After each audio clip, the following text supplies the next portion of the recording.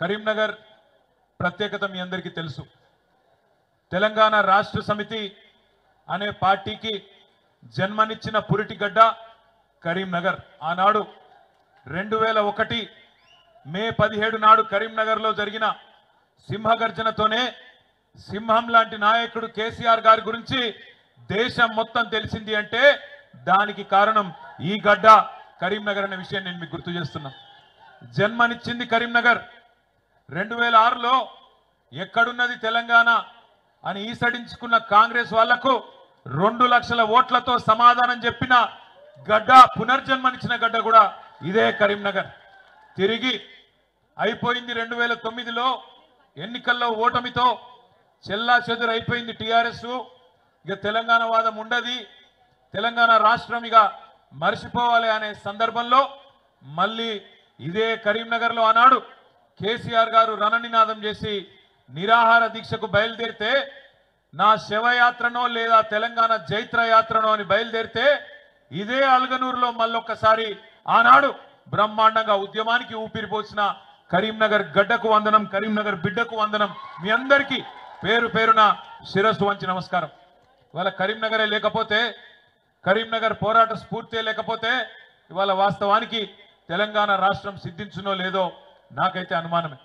అట్లాంటి ఈ కరీంనగర్లో ఈరోజు నవంబర్ 29 నాడు 15 సంవత్సరాలు కేసీఆర్ గారి ఆమరణ దీక్షకు నిండుతున్న సందర్భంగా నన్ను ఆహ్వానించిన పెద్దలు గౌరవనీయులు గంగుల కమలాకర్ గారికి, రసమై బాలకృష్ణ గారికి, జిల్లా అధ్యక్షులు జీవి రామకృష్ణారావు గారికి హృదయపూర్వకంగా నా ధన్యవాదాలు. మిత్రులందరికీ నాదొకటే విజ్ఞప్తి, ఒకటే ప్రార్థన. మనం ఎటు పోతున్నామో తెలుసుకోవాలంటే ఎక్కడ ప్రారంభమైనమో కూడా యాద్ చేసుకోవాల్సిన బాధ్యత మనందరి మీద ఉన్నది. పెద్దలు కేసీఆర్ గారు ఒకసారి కాదు 100 సార్లు చెప్తా ఉంటారు. తాను స్వయంగా పాటలు కూడా రాసిండు. ఎందుకంటే 1948 నుంచి 56 వరకు 8 ఏళ్ళు ఒక ప్రత్యేక రాష్ట్రంగా ఉన్న తెలంగాణ, ఆనాడు పేరు వేరు కావచ్చు, హైదరాబాద్ రాష్ట్రం పేరిట 8 ఏళ్ళు ప్రత్యేక రాష్ట్రంగా ఉన్న తెలంగాణ ఆనాడు ఇష్టం లేని బలవంతపు పెళ్లిలో భాగమై ఒక అమాయకపు పిల్ల పెళ్లి ఒక అతి హుషారైన పిల్లగాంతో జరుగుతుంది అని స్వయంగా ఆనాటి అప్పటి ప్రధానమంత్రి జవహర్లాల్ నెహ్రూ గారు నిజామాబాద్లోని ఖలీల్వాడి మైదానంలో చెప్పిండు. ఆజ్ एक मासूम बच्ची की शादी एक नटखट लड़के के साथ हो रही है. अगर ये मिलाप अच्छा चला तो अच्छी बात है, वरना जब चाहे तब तलाक ले सकते हैं అంటే ఎప్పుడు కావాలంటే అప్పుడు విడాకులు తీసుకోవచ్చు అని చెప్పిన మాట. ఆనాడు ఇష్టం లేని పెళ్లి చేసింది కాంగ్రెస్ పార్టీదే. ఆ తప్పు చేసింది కాంగ్రెస్. 1956 నుంచి 68 వరకు అడుగడుగున అన్యాయం జరిగితే 68లోనే మరల పడ్డది తెలంగాణ. 1968లో ప్రారంభమైన ఉద్యమం 71 వరకు 3 సంవత్సరాల పాటు అద్భుతంగా సాగింది. కరీంనగర్ కావచ్చు, తెలంగాణలోని ఆనాటి 10 జిల్లాలు కావచ్చు, అద్భుతంగా కదిలినాయి. తెలంగాణ పౌరుషాన్ని చాటుతూ 1971 పార్లమెంట్ ఎన్నికల్లో భారతదేశం మొత్తం కాంగ్రెస్ గెలిస్తే ఒక్క తెలంగాణలో మాత్రం 14 పార్లమెంట్ సీట్లలో 11 పార్లమెంట్ సీట్లు ఆనాడు తెలంగాణ ప్రజా సమితి గెలిచి తన గుండెను చీల్చి ఆత్మను ఆవిష్కరించి భారతదేశం మొత్తానికి వినబడేలాగా చెప్పిండ్రు తెలంగాణ ప్రజలు ఆనాడే. 370 మంది తొలి దశ అమరుల సాక్షిగా 11 సీట్లనిచ్చి మా తెలంగాణ మాకు కావాలి అని స్పష్టంగా దేశ రాజకీయ వ్యవస్థకు చెప్పిండ్రు. కానీ కర్కశంగా ఇష్టం లేని పెళ్లి చేసిన మొదటి దశ ఉద్యమంలో 370 మందిని కాల్చి చంపిన 11 మందిని ఆనాడు ఎంపీలను తెలంగాణ ప్రజలు గెలిపించిన వాళ్ళని తీసుకుపోయి మళ్ళొక్కసారి తెలంగాణ ప్రజల ఆకాంక్షను బేఖాతరు చేసింది కాంగ్రెస్ పార్టీ. 71 నుంచి 2001 దాకా 30 ఏళ్ల పాటు పెద్దలు, బుద్ధిజీవులు, ప్రొఫెసర్ జయశంకర్ లాంటి పెద్ద మనుషులు, ఆచార్య కొత్తపల్లి జయశంకర్ గారు లాంటి పెద్దలు, విద్యాసాగర్ రావు గారు లాంటి నిపుణులు, అదేవిధంగా ఇంకా కవులు, కళాకారులు, విద్యావంతులు, టీచర్లు కావచ్చు, ఉద్యోగులు కావచ్చు, వాళ్ళు కాపాడుకున్నారు. ఎప్పుడన్నా ఎవరన్నా రాకపోతారా, మళ్ళొక్కసారి తెలంగాణ ఉద్యమం రగలకపోతుందా అని చెప్పి ఎదురు చూస్తున్నప్పుడు కలిసొచ్చే కాలానికి నడిసొచ్చే కొడుకు అన్నట్టు అప్పుడు వచ్చిండు మన నాయకుడు గులాబీ జెండా ఎగరవేస్తూ కేసీఆర్ గారు. ఇదే కరీంనగర్లో రణనినాదం చేసి సింహగర్జన చేసి తెలంగాణకు తిరిగి మలి దశ ఉద్యమానికి ఒక రాజకీయ రూపాన్ని కల్పించి గులాబీ జెండా ఎగరేసి తెలంగాణ వచ్చుడో కేసీఆర్ సచ్చుడో, మీరు అవసరమైతే నేను కనుక ఉద్యమం నుంచి తప్పుకుంటే రాళ్లతోని కొట్టి చంపే అధికారం మీకు నేను ఇస్తున్నా అని ఆనాడు సింహగర్జనలోనే కరీంనగర్ వేదికగా ప్రకటించిన నాయకుడు కేసీఆర్ గారు. పదవీ త్యాగంతో పార్టీని ప్రారంభించి ప్రాణ త్యాగానికి సిద్ధపడి రాష్ట్రాన్ని సాధించిన మహానాయకుడు తెలంగాణలో కేసీఆర్ గారు మాత్రమే అనే మాట ఒకసారి నేను మీకు గుర్తు చేస్తా ఉన్నా. దయచేసి మిత్రులందరూ నేను కోరేది ఒకటే, ఇవాళ చాలా మంది చాలా మాట్లాడచ్చు. కేసీఆర్ గారు పార్టీ పెట్టినప్పుడు 2001 ఏప్రిల్లో ఎటువంటి పరిస్థితి ఉండేనో ఒక్కసారి దయచేసి ఆలోచన చేయవలసిందిగా నేను కోరుతున్నా. ఆ రోజు కేసీఆర్ గారి వయస్సు కేవలం 46-47 ఏళ్ళు, చాలా చిన్న వయస్సు. ఒక రాజకీయ నాయకునికి 46-47 ఏళ్ళ వయసు అంటే అప్పుడప్పుడే ఆయన జీవితం బ్రహ్మాండంగా ప్రారంభమవుతున్న పరిస్థితి. ఇంకొక 20-25 ఏళ్ళు అప్పటికే మంత్రి పదవి, డిప్యూటీ స్పీకర్ పదవి, అన్ని పదవులు చేస్తున్నారు కేసీఆర్ గారు. ఆయనకు నిజంగానే కేవలం రాజకీయాల్లో పదవుల మీద యావ ఉంటే, పదవుల మీద మాత్రమే మోజుంటే ఆ రోజు ఆయన కూడా అప్పుడున్న ముఖ్యమంత్రి గారు ఇచ్చిన బంపర్ ఆఫర్ తీసుకొని మంచి మంత్రి పదవి తీసుకొని చల్లగా ఇంట్లో వండొచ్చు కాంగ్రెస్ వాళ్ళ లెక్క. కానీ అట్లా కాకుండా అన్నిటికీ తెగించి తెలంగాణ నాయకులంటేనే తెలంగాణ ఉద్యమాన్ని పదవుల కోసం తాకట్టు పెడతారనే బదనాం ఏదైతే తెలంగాణ సమాజంలో ఉండేనో దాన్ని దూరం చేయాలని చెప్పి పదవి త్యాగంతోనే ఆనాడు తెలంగాణ రాష్ట్ర సమితి అనే పార్టీని ఆనాడు ఆవిర్భావం రోజే 3 పదవులకు కూడా రాజీనామా చేసిండు కేసీఆర్ గారు. ఆ తర్వాత 14 ఏళ్ల పాటు దెబ్బలు తిన్నాడు, ఎదురు దెబ్బలు తిన్నాడు, అక్కడక్కడ విజయాలు, అక్కడక్కడ అపజయాలు అన్ని కూడా చూసిండు కేసీఆర్ గారు. పాట కూడా రాసిండు తానే స్వయంగా. తెలంగాణ ప్రజల్లో ఒక విశ్వాసాన్ని నింపడానికి సిపాయిల తిరుగుబాటు విఫలం అయ్యిందని అనుకుంటే వచ్చేదా దేశానికి స్వాతంత్రం. సిపాయిల తిరుగుబాటు 1857లో విఫలమైందని చెప్పి ఎక్కడోళ్ళు అక్కడ బీరిపోతే దేశానికి స్వాతంత్రం వస్తుండనా? అట్లనే రాజీ లేని పోరాటమే విజయం సాధిస్తుంది, ముమ్మాటికి తెలంగాణ రాష్ట్రం వచ్చి తీరుతుంది అని ఆనాడు 2001లోనే పాట రూపంలో మాట రూపంలో కేసీఆర్ గారు ఆనాడు చెప్పడం జరిగింది. ఇప్పుడే కమలాకర్ అన్న ఒక మీకు పాట చూపెట్టిండు, తాను తయారు చేయించిన పాట. అందులో చెప్పిండు, ఏమన్నాడు? కేసీఆర్ అనేది ఒక పేరు కాదు, కేసీఆర్ అంటే పేరు కాదు, కేసీఆర్ అంటే తెలంగాణ పోరు అనే మాట ఇప్పుడే కమలాకర్ గారు ఏదైతే చెప్పినారో అది అక్షర సత్యం. కేసీఆర్ ప్రతి మాట ఒక తూటా లెక్క వేలింది తెలంగాణ ఉద్యమంలో.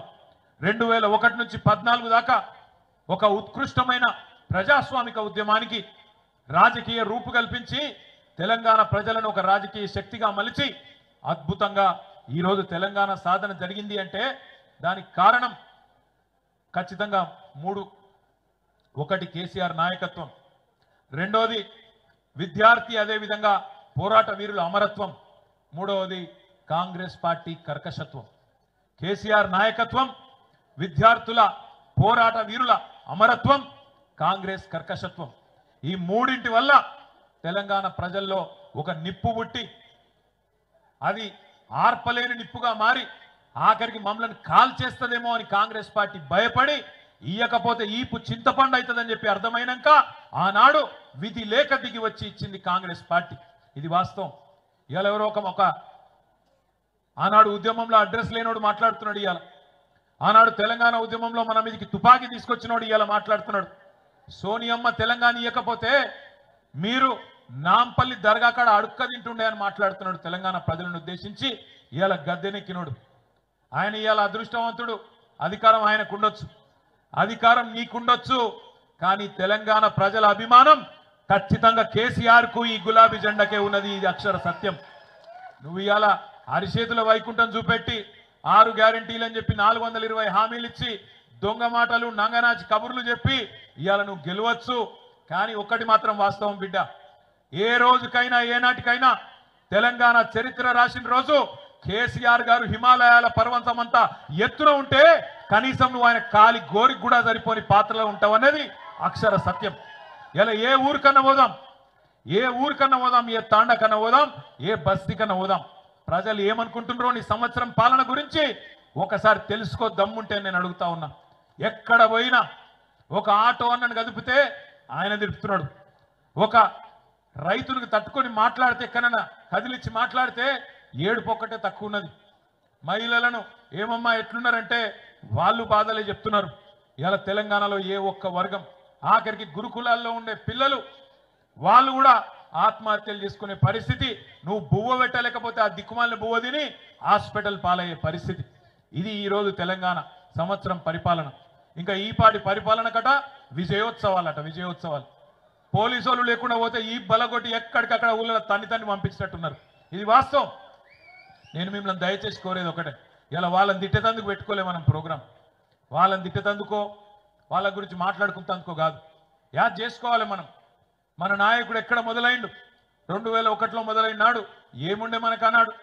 ఈరోజు పెద్ద వేదికలు ఉన్నాయి, ఇంతమంది నాయకులు ఉన్నాం, బ్రహ్మాండంగా అంగరంగ వైభవంగా ఇట్లాంటి కార్యక్రమాలు చేసుకునేందుకు వనరులు ఉన్నాయి, మనుషులు ఉన్నారు, అన్ని ఉన్నాయి. ఆ రోజు ఎవరున్నారు? కేసీఆర్ గారికి మనీ పవర్ లేదు, మజిల్ పవర్ లేదు, మీడియా పవర్ లేదు, క్యాస్ట్ బేస్ లేదు, ఏది లేదు. తెలంగాణ సమాజం నిండా అనుమానం. మళ్ళీ ఈయన కూడా ఏదైనా పదవుల కోసమే మొదలుపెట్టిండేమో, మళ్ళీ పదవులు ఇస్తే బంద్ చేస్తాడేమో, మధ్యలో ఇడిచిపెట్టి పీక్తాడేమో అనే అనుమానపు నీలి నీడల మధ్యన ప్రయాణం ప్రారంభమైంది. అదే సినిమాల పాట ఉంటుంది చూడు, గాలి వానలో వాన నీటిలో పడవ ప్రయాణం గమ్యం ఎక్కడో తెలియదు పాపం అన్నట్టు అగమ్య గోచరమైన పరిస్థితి. అట్లాంటి పరిస్థితుల్లో నాకు ఒక సందర్భం గుర్తొస్తున్నది.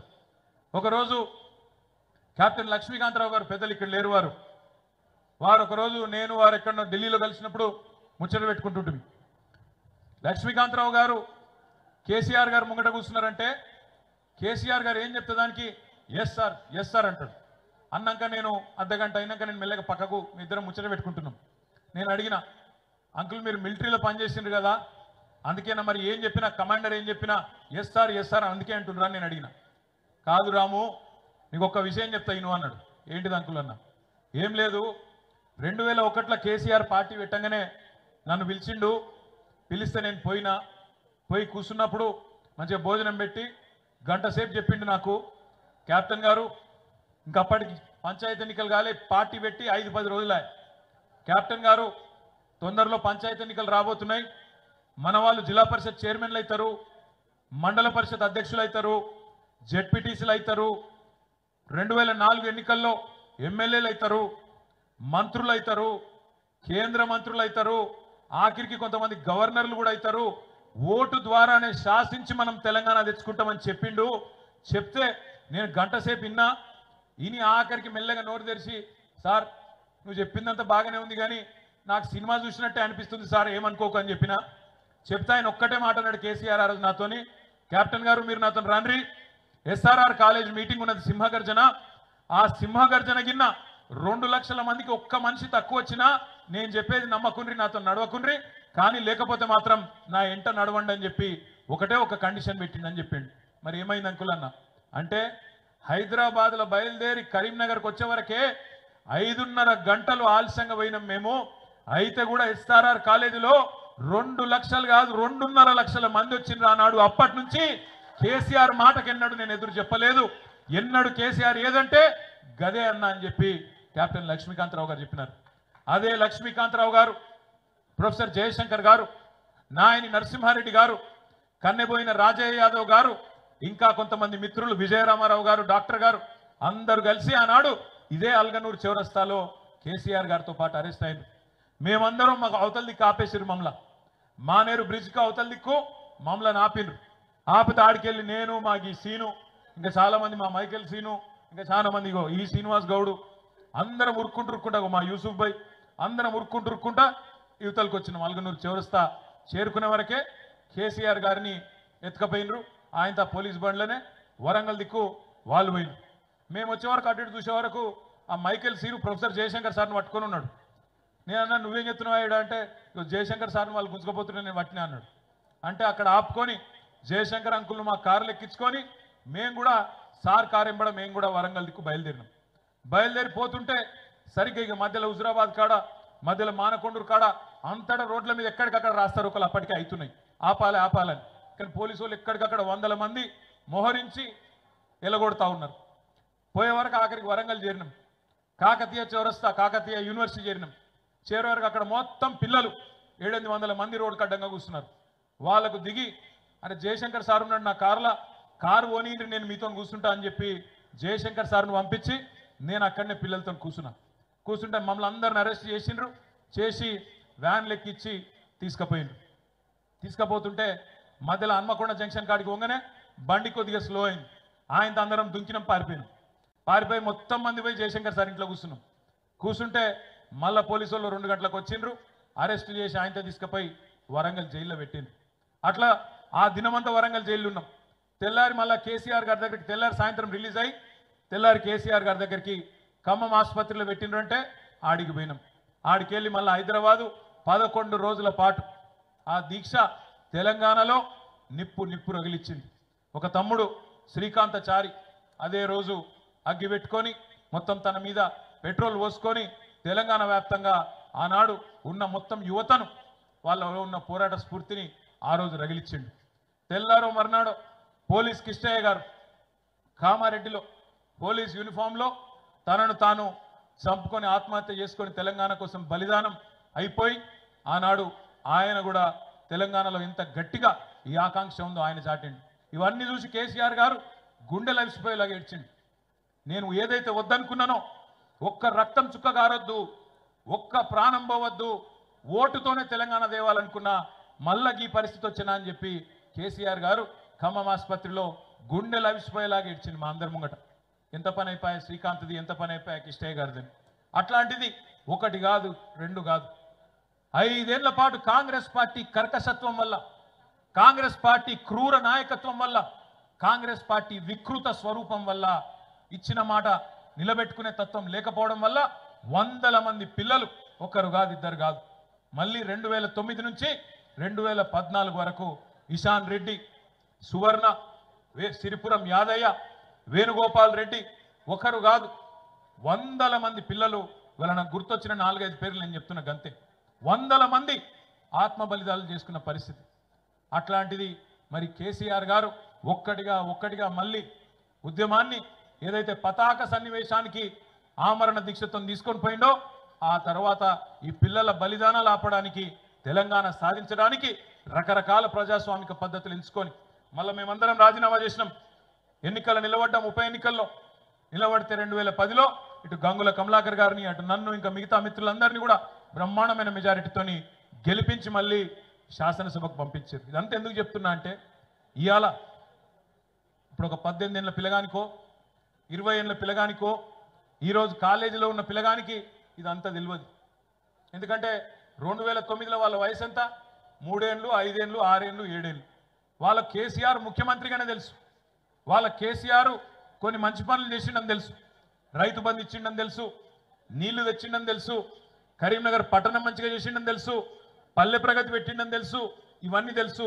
ముఖ్యమంత్రిగా అద్భుతంగా పనిచేసిండని తెలుసు. కానీ వాళ్లకు కేసీఆర్ ఒక ఉద్యమకారుడిగా, ఉద్యమ నాయకుడిగా తన ప్రాణాలకు సైతం పోరాడి తెచ్చిండు తెలంగాణ అన్న విషయం తెలియదు. ఈ దీక్షా దివస్ రోజు ఇక్కడ కూర్చున్న మా అన్నదమ్ములకు, ఆడబిడ్డలకు నేను మనస్ఫూర్తిగా మిమ్మల్ని కోరేది ఒకటే, మళ్ళొక్కసారి పోరాట బాట పట్టాల్సిన బాధ్యత, పోరాట బాట పట్టాల్సిన అవసరం ఈరోజు తెలంగాణ సమాజానికి ఖచ్చితంగా ఉన్నది. ఏ క్రూరమైన కాంగ్రెస్ పార్టీ అయితే దశాబ్దాల పాటు మనతో ఆడుకున్నదో, మన జీవితాలను చెల్లాచెదురు చేసిందో, మళ్ళా అదే దుర్మార్గులు ఇవాళ మోసంతోని 420 హామీలు ఇచ్చి అమాయక ప్రజలతోని మోసం చేసి అడ్డగోలు మాటలు చెప్పి ఓట్లు వేయించుకొని ఇవాళ గద్దెనెక్కి వికృతంగా మళ్ళొక్కసారి వికటాట్టహాసం చేస్తూ ఉన్నారు. అందుకే దీక్షా దివస్ స్ఫూర్తిగా, కేసీఆర్ పోరాట స్ఫూర్తిగా మనందరం కూడా మళ్ళొక్కసారి కదం దొక్కుదాం. ఏ కరీంనగర్లోనైతే ఆనాడు విజృంభించినామో అదే కరీంనగర్ నుంచి మళ్ళొక్కసారి కథన రంగంలోకి పోదాం. తప్పకుండా కాంగ్రెస్ పార్టీ మెడలు వంచుదాం. తెలంగాణ ప్రజల పక్షాన వాళ్ళు ఇచ్చిన 420 హామీలు అమలయ్యేదాకా ఈ గులాబీ జెండా తప్పకుండా వారి పక్షాననే ఉంటదనే మాటను మీకు విజ్ఞప్తి చేస్తా ఉన్నా. ఇక్కడికి వచ్చిన మా అన్నదమ్ములతోని నేను కోరేది ఒకటే, ఎట్టి పరిస్థితుల్లో రాబోయే 4 సంవత్సరాల పాటు ఖచ్చితంగా ప్రజల పక్షాన్నే ఉందాం, ప్రజల పక్షాన్ని కొట్లాడదాం. ఒక్క రోజు కూడా అల్లు పెరగకుండా అందరం కలిసికట్టుగా ఐక్యంగా ముందుకు పోదాం. శాసనసభలో కానీ బయట కానీ రాజ్యసభలో కానీ ప్రతి వేదికలో తప్పకుండా తెలంగాణ ప్రజల పక్షాన మన గొంతు విప్పుతూనే ఉందాం. సందర్భాన్ని వచ్చినప్పుడు ఉద్యమం చేద్దాం, లేదంటే ఎక్కడికక్కడ ఈ పోరాట స్ఫూర్తిని నింపే విధంగా ముందుకు పోదామని చెప్పి మీ అందరు కూడా విజ్ఞప్తి చేస్తూ ఈ దీక్షా దివస్ ను ఇంత బ్రహ్మాండంగా విజయవంతం చేసిన మీ అందరికీ పేరు